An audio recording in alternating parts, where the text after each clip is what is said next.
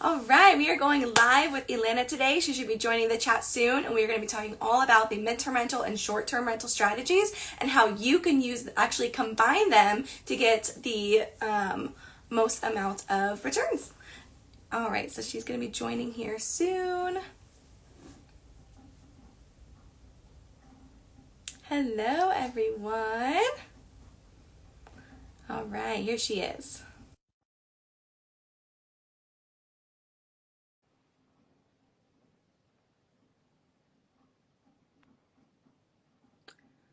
Should be adding her in soon. There you are. Yay, it worked.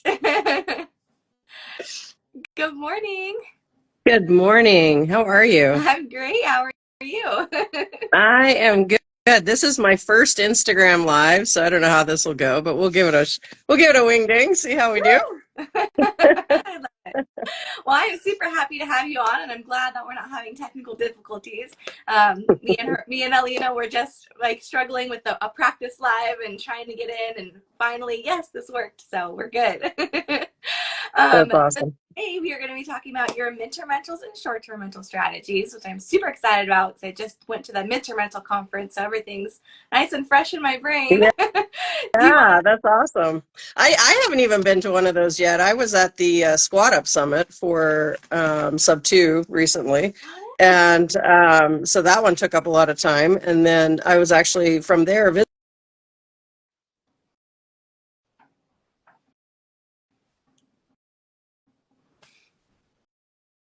All right, let's see. Oh no, I think we have technical difficulties, which is what I was worried about. It's been giving us a hard time all morning. Let's see if I can re-add her on. Good morning, Keisha. All right, hopefully. There There you we are. go. Okay. I'm back. I don't know what you just heard, but I was just saying, like, I better not push any buttons because I haven't done this before. And then, of course, I pushed a button and then, whatever. Anyway, I'm not touching anymore. Um, so let's see. So I actually was just saying I had been to a different conference, and then and on the way back from my conference, I basically went and visited my properties on the way back home. So I didn't even know about the midterm conference that you went to. So I definitely will have to have a conversation about that, and you'll have to let me know what that was like. Yeah, absolutely. How was you said you went to Squat Up? How was that one? Yeah, yeah. Well, it was huge. It was over 2,000 people, and of course, you get to see a fraction of those people. But that's a community I've been in for a couple of years, so it was almost like homecoming. So it was really cool. Oh, that's awesome. I love Yeah, that. And wow, 2000, I can't even imagine. The midterm rental was 700, and I was like, wow, there's a lot of people here. So yeah, yeah. 2000, wow. But do you want to introduce yourself and tell us a little bit about your midterm rentals and short-term rentals portfolio? Maybe. So I'm Elena Ashley, and I have been real estate investing for about 5, 6 years, I want to say. Not super active at first. Like I really, joined a couple of mentorships to learn the first couple of years, right?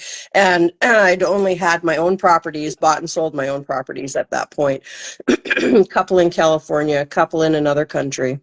And so once I really started learning about creative finance and learning about how real estate actually works, like in the grand scheme of, REITs and hedge funds and, how people buy and sell houses outside of your standard, real estate market, I was like, oh, wow, this is a lot bigger than I thought. So from there, I really started the strategy and the reason that I wanted to get into real estate investing at all was because I have a W-2, and that W-2 needed some strategies for lowering taxes, right? Because my tax base is really high.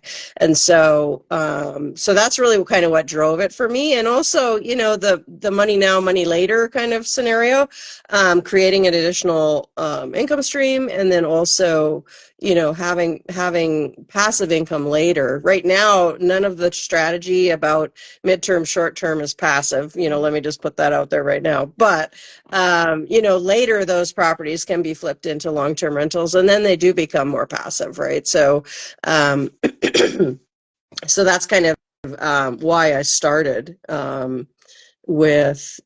Well, that's why I started real estate investing in general. My day job is an IT job. I am a professional services director at a company by the name of Cloudera. And so my background is all data analytics. And so I've been doing that for a really long time. Eventually, I probably will transition out of it, but that's part of the road of real estate investing, right? Is like you have to have a pretty good portfolio to just say, okay, well, I'm not going to do my W-2 anymore, right? Is you have to be able to kind of transition not only your finances but your brain out of that, you know, thing. So what else about me? I love beagles. I used to breed them and quite enjoyed training them and placing them with amazing homes. I don't do that anymore. I don't have any time, but I still have a couple of beagles. They're really cute. And then, of course, my kids are grown and gone, doing their own things, having their own lives. And so I have a lot of extra time to work. And that's what I do.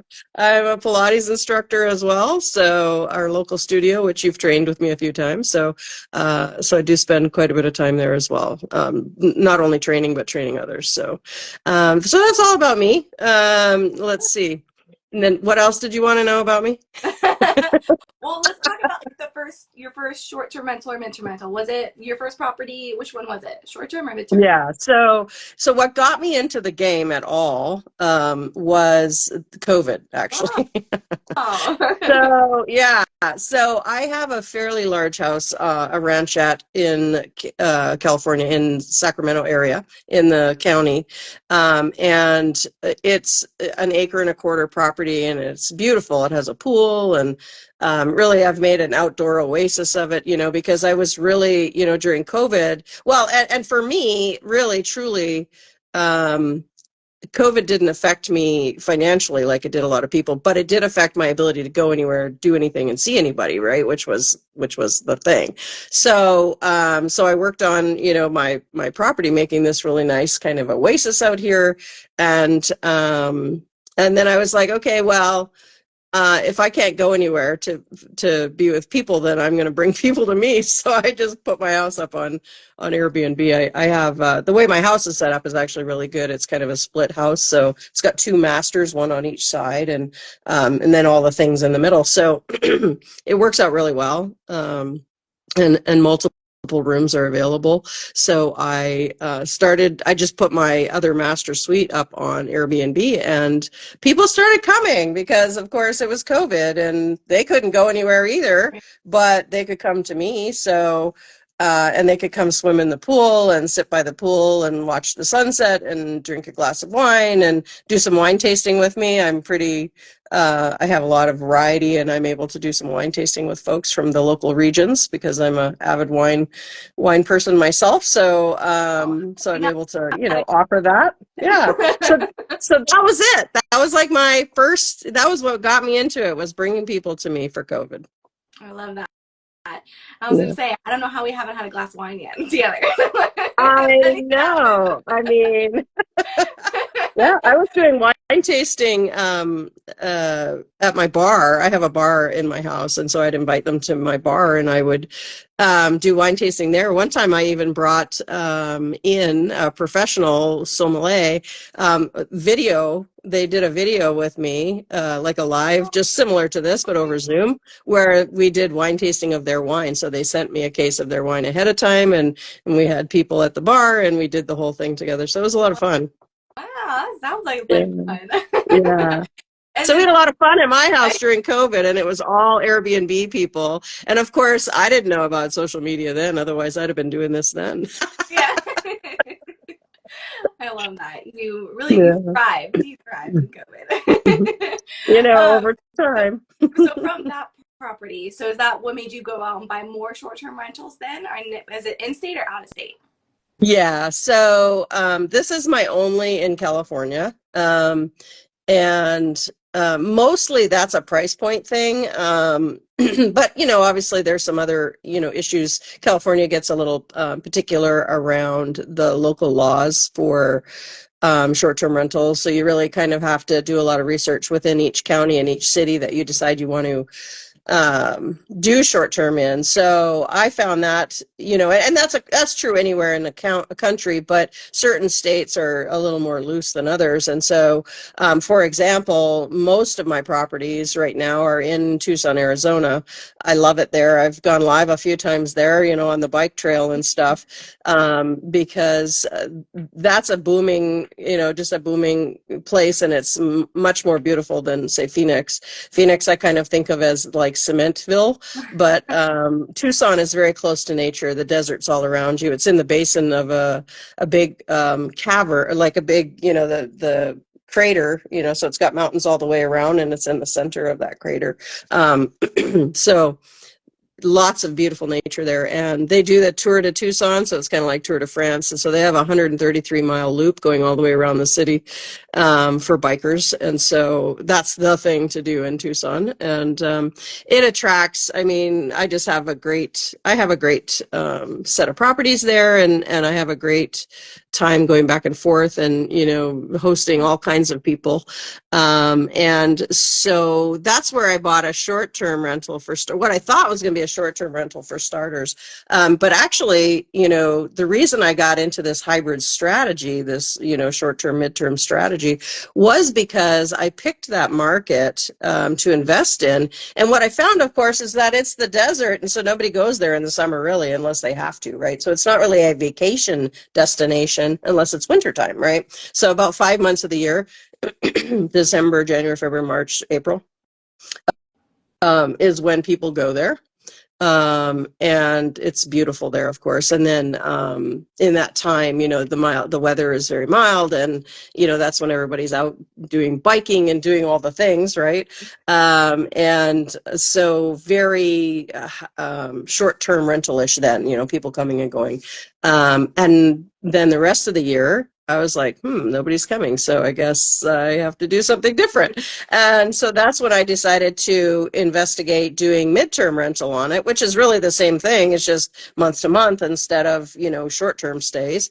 And I found in that process, it was a learning process, obviously, but in that process, I learned that, it's really just a marketing strategy, and it's the same thing. You're offering a furnished rental. You're just doing it month to month instead of week to week or day to day, right? So it's really pretty similar.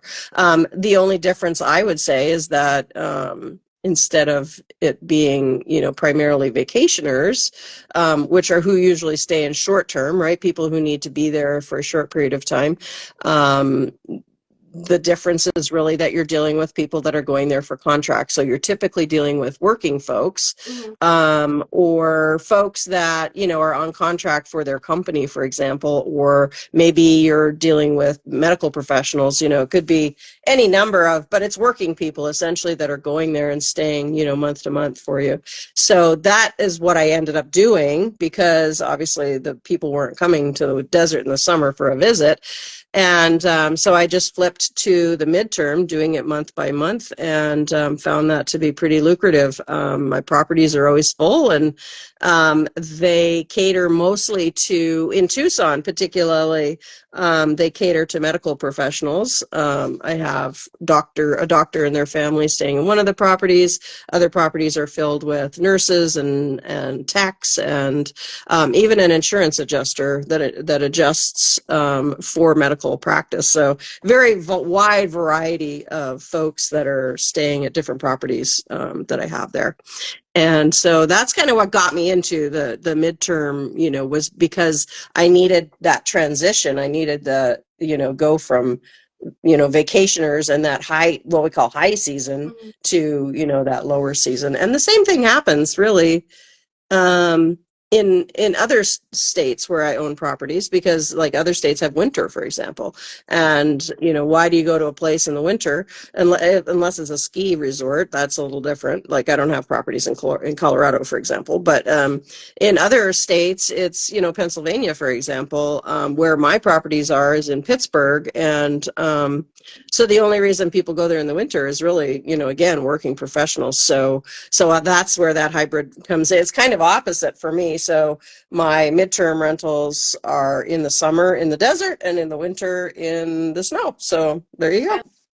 I love that. Improvise, adapt, overcome.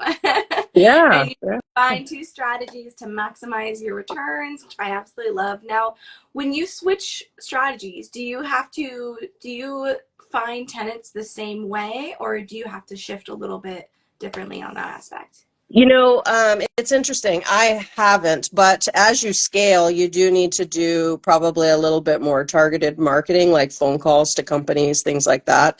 I always tell people, don't expect midterm to be quite as passive in terms of the marketing and getting people into your properties as short term is, because you still can use all the same platforms, Verbo, Airbnb, Zillow, all the things. You can still use all of those. You just don't tend to use, for example, Zillow, and Redfin, those kind of ones where you can put rental properties up. You don't tend to do that with short-term rental, right? You tend to do that with longer-term rental. So that's when I start to advertise on those kinds of platforms, when I'm switching to the midterm.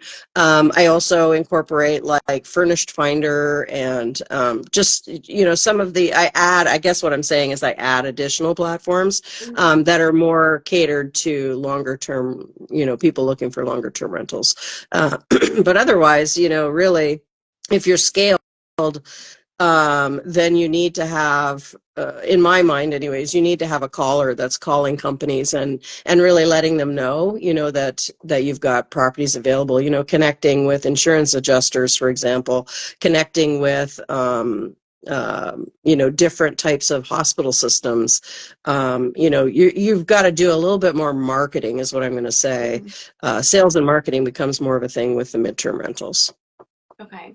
And then what about, and you self-manage all these properties, correct? I'm sorry, it broke up a bit. What was that? You self-manage your properties? I self-manage, yes. I think that was what you said. It still broke up, but I'm pretty sure that's what you were asking. Yeah. Yes, right now I do self-manage. However, I do have an admin as well. So I don't do everything myself because, I always tell people the threshold is between 7 and 10 properties. At that point, when you've got 7 to 10 properties, especially if you have a W-2, there's no, you lose balance in your life at that point, trying to manage all the things yourself. So I do have an admin that does a lot of stuff for me. And then I also have an admin that handles social media type stuff typically. Although I am switching that one up because I'm finding I want someone kind of near shore that I can work with a little closer to my time zone. So, but yeah, you self-manage until you get to that point of, 7 to 10 properties. And then you really do need to like bring some help on. And financially, it makes sense at that point as well, because, if you've built your properties up and they are cash flowing well, so you've got the ability to add, people to help. But you also co-host, right? Yeah. So that's another strategy. That's an arbitrage strategy. And so really what that is like you say, being a co-host, where you rent a property and then you use that property for, your midterm, short-term rental. So it's really you get a lease just like you would if you were renting any apartment, and then you make sure there's a sublet clause in it and that your landlord knows that you're going to be using it for that purpose, right? So it's not quite as straightforward as a standard lease, but in the grand scheme of things, you are still a tenant. And so when you do that model, that's really a cash business model. And I started doing that at a time when I wasn't actually working a W-2. And I actually thought for a while I'd retired from IT. That was kind of funny. I don't know if you ever actually retire from IT. I got dragged back in. So But I did that during that time when I was not working a W-2, and so I had the ability to, spend more time doing that stuff. Now my admin just has more work to do. Now, But yeah, that's a strategy as well. okay. And would you ever like manage other people's properties for them? Like Uh-huh. as Yeah, I do partner with people, and I do partner with people that want to get into the business and they don't really know where to okay. start and how to go about it. So a lot of people come to me that say, "Hey, I've got some money to invest. Hmm. I would love to, give short-term rental a try." Hmm. Because a lot of people hear about, oh, there's a lot of money in short-term rentals, and then they want to jump into it. But you have to remember it's a hospitality business, right? So there's a lot more. It's like hoteling, essentially. There's a lot more to it than just, hanging a shingle and saying, "Hey, I've got this for rent," right? So I do invest with people. Like they bring in funds, and then I provide the training and operations and help them manage. And of course, because you're a super host, it automatically helps a new. Because I'm a super host on multiple platforms, it makes for the new listings to come up really well, really Okay. quickly. So I do that. And then, so that's the management side, or the investment side. And then on the management side, I will manage other people's properties as well. But I don't do that as much. I tend to do, if I'm going to scale, I tend to do arbitrage a little bit more.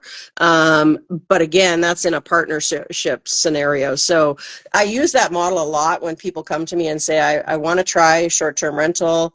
Not sure if I'm going to like it. And so I will put them into an arbitrage. So they have to commit to a year, but they learn the ropes, and it gives them the opportunity to kind of really see how the whole thing goes. Okay. Because I was wondering how that works. So when someone else is managing your property, someone who like says they want to be more passive and want to step back, so they hire you to manage the property, but they're doing a hybrid strategy.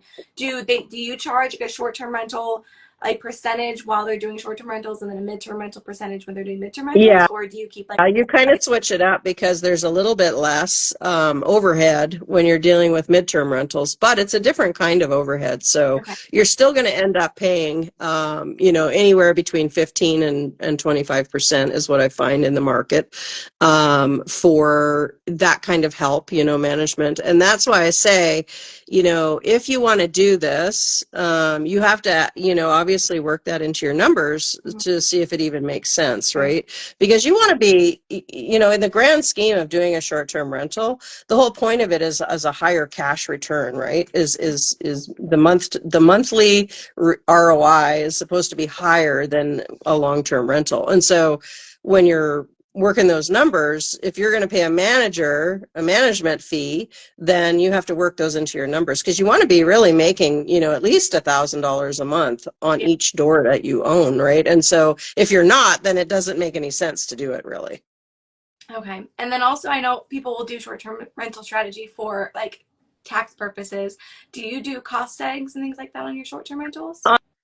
Yeah, on any property, because it really has nothing to do, cost seg really has nothing to do with the strategy of rental. That has more to do with the depreciation of the building, right? So I definitely do cost seg on the properties. And of course, if I do, leasehold improvements or, uh, rehab on that property, then obviously, that, so you can actually do a cost seg twice. You can do a cost seg when you first bring on the property, and then after you've rehabbed it, you can do another cost seg. So that's a whole strategy and a whole, probably different conversation, same with taxes. But that definitely comes to play when you own property. Obviously, when you are doing arbitrage, the owner of the property is the one who gets all of that benefit. So that's a totally different thing.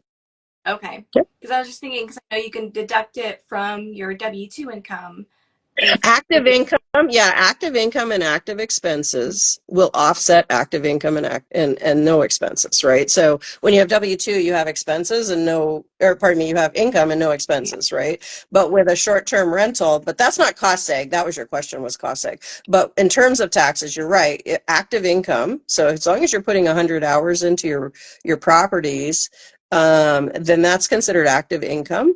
And all of those expenses that are related to running that operation also then offset all of the income, all of the Mhm. W-2 income and all of the property income, right? So there's a lot of expenses that come to play. And so again, as far as tax strategy goes, you need to talk with a CPA. Yeah. Don't go to, one of the local companies that just has tax preparers. That's probably not the kind of person that's going to give you the best bang for your tax buck, right? So but those strategies are definitely there. It does have to be active, and it does have to be 100 hours a Okay. year of active So you time. can do that with a hybrid strategy then. Uh-huh. Okay. Yeah, there again, as long as you're running that property short-term rental as some of the time, then it is considered active Okay. rental. Yeah. Hmm. Perfect. It's another good reason for a a hybrid strategy. Okay. And uh, looking for someone who is going to start doing this hybrid strategy, are there any pitfalls or common mistakes that you see people make that they should they should know to avoid? Uh, I would say screening is really important when you're going from a platform that has, like, for example, with Airbnb and Vrbo and those types of platforms, there's a rating system embedded within that OTA. And so you kind of see references from other people where your guest has stayed before, right? So there's reviews on all of the platforms, and so on most of them, anyways, there's reviews, and so that's a thing that you don't have to really deal with per se when you're doing short-term rental, in terms of worrying about, is this person going to do well by my property, right? Because you can look at their ratings and you can look at their reviews and see what kind of person they are. And if they don't have those things on one of the OTAs, you can simply, not rent to them if you don't want to, right? So you have that kind of litmus. Whereas when you're dealing with the midterm strategy, you fall under landlord laws in most states. And so when you're in that landlord law, you need to understand what happens, and what kind of people that you're still dealing with. So that's when you're going to be dealing with leases, and you're going to be dealing with deposits, because people are going to be staying with you a little bit longer. So so you have to kind of like shift your brain from, I don't really need to vet people, to I need to vet people. So that's one of the biggest things I think that I would say about the hybrid strategy, is you've got a little bit more work to do on just making sure that the folks that stay in your property are going to come and go and take care of your property, and not try to stay and not pay rent. So Yeah. Okay. And would you say? I'm looking at your notes right here. And how does someone typically like finance these strategies? So financing is interesting. There's a lot of ways, and I always tell people, you can go the creative way, you can go the savings way, or you can go the traditional way. So in my mind, that's kind of how I bucket them, right? So do you have cash to invest that you'd like to get a good cash on cash return for? If that's the case, then obviously that's a no-brainer. If you don't have cash to do this, but you really want to get into it, you partner, and typically you're going to partner with a PMP, right? That's really a private money partner, so somebody who has equity in the deal with you, and also bring some money to the table. So the way those typically work is you have one person that's managing and the other person that's just bringing in the income kind of passively. And like I say, as I mentioned before, it could be someone who wants to learn the ropes, or it could be someone who just wants, to have a better cash on cash return. Sometimes you even have, for example, people who own properties, and these are the ones that I tend to work with, are people who have properties, they've been doing them long term, their cash on cash is fairly small, they're getting, and their monthly income is, maybe $300 or $400 profit on the door, and they want to kind of increase that. So that's a scenario where I would say, okay, well, let's, I'll manage that for you as a short-term, midterm rental.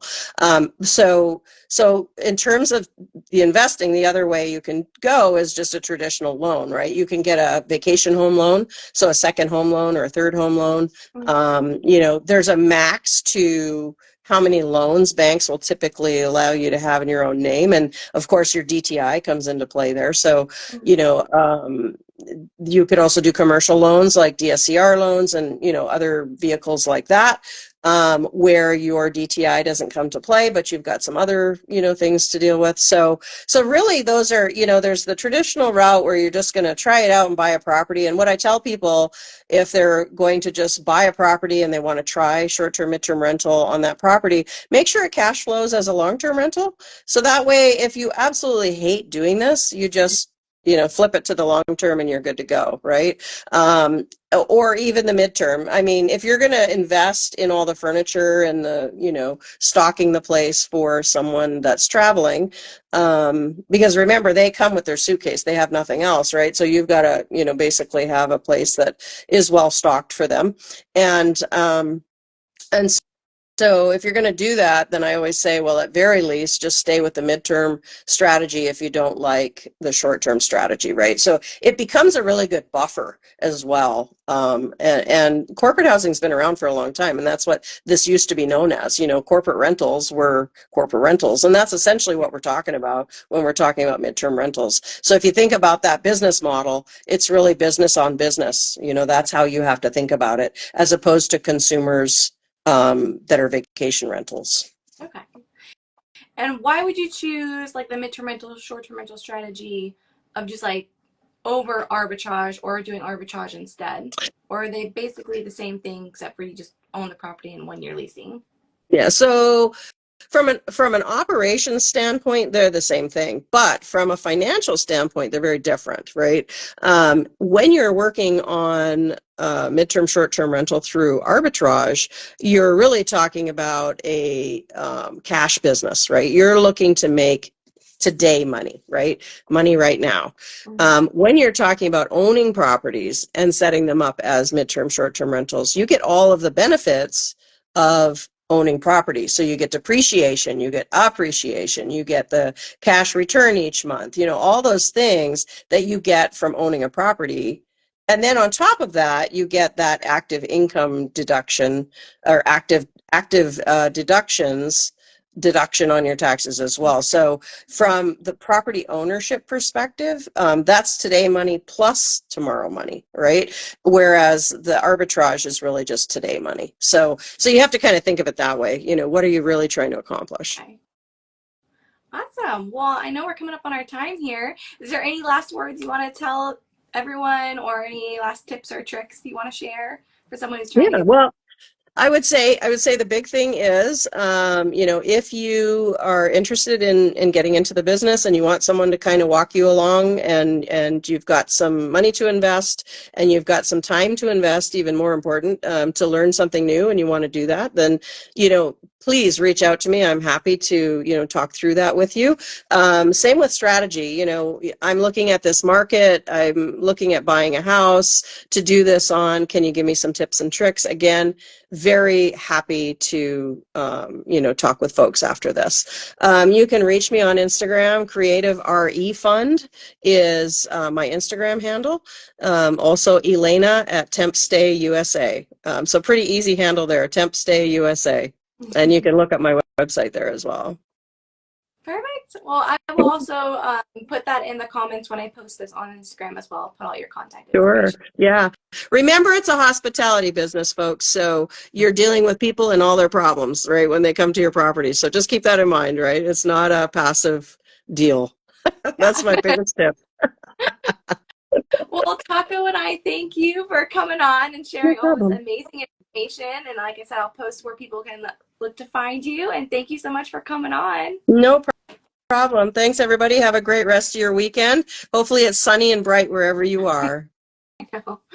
Bye. Bye.